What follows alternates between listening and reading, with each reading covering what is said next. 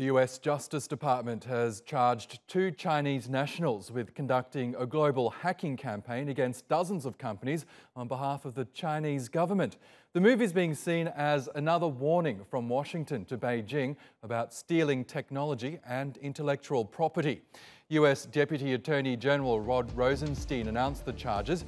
He said the pair was involved in global computer intrusion campaigns that stole commercial secrets from 45 companies around the world, as well as the personal information of more than 100,000 Navy personnel.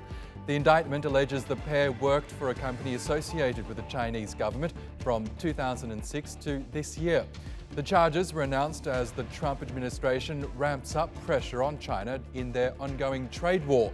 The White House is increasing efforts to tackle everything from the theft of intellectual property to Chinese spying and so-called influence operations in the US.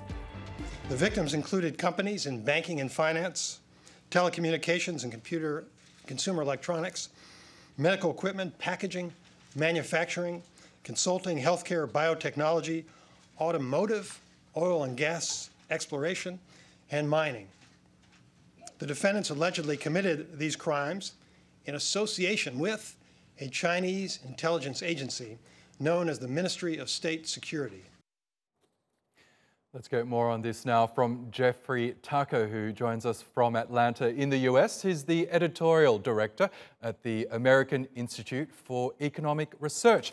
Good to have you back on the program. So we have some huge allegations here, Jeffrey. What's your take on this? Does this have anything to do with the ongoing trade war with China? I think your news report implied that it does, and I think this is correct. I mean, this is just another salvo in the ongoing trade war. You know, these hackers, I have no doubt that, you know, it's very likely that they were involved. I mean, hacking is big business all over the world, and smart people everywhere are involved in it. And there's many private companies that are dealing with hacking. I mean, the particular bug that these people were dealing with, it's called Cloud Hopper, has been known about since since April of 2017. Private companies have been dealing with it. The security risks associated with it have been largely done. So what's this timing? And also, what's this allegation that somehow these two guys were associated with what they call the Chinese government? I mean, there's no evidence of this whatsoever.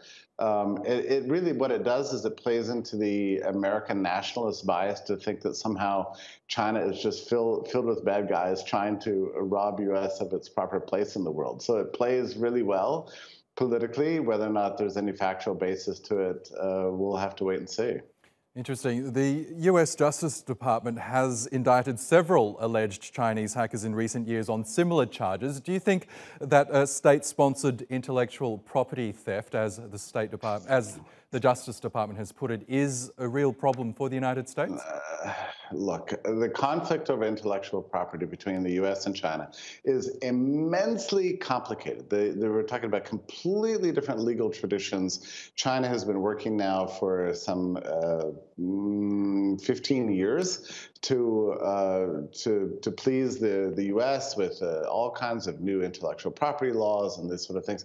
There's disagreements about enforcements, about fines, about what is under struggle. There's a huge cultural difference here, and it's also implausible to think that one country can enforce its own intellectual property rules in another country. It just doesn't work that way. These are things that should be worked out through negotiations, but these wild claims that hundreds of billions of dollars are going down the drain and intellectual property theft being sponsored by the Chinese government, there's no basis for this whatsoever. I spent most of the last week researching this issue, and it's an immensely complicated problem, and it's in the interest of both countries to work it out. The problem is that right now we've got an administration in the U.S. that's not interested in working things out. It's interested in finding ever more delightful ways of propaganda to get people whipped up in a kind of a crazy fear. And in fact, you heard it in this press conference. You know, if you play the continued excerpt, one of these guys from the Justice Department said that China is trying to replace the U.S. as the world's global superpower in economics. Well, I don't know what that means, replace the U.S. What does that mean? China's trying to get richer? To see its citizens flourish more? Why is that a problem? that's something that the U.S. should be celebrating. This is not a threat.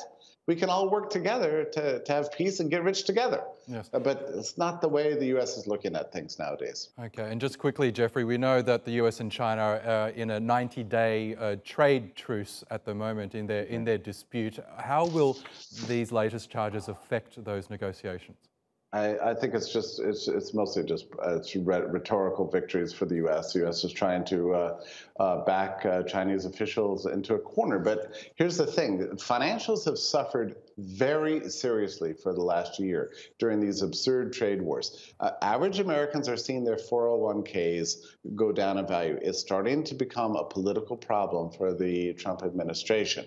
So it's in the Trump administration's interest to continue the trade truce as long as possible so we can get back on track with building a world economy that benefits everyone. And I wish that the Trump administration would start to see it this way.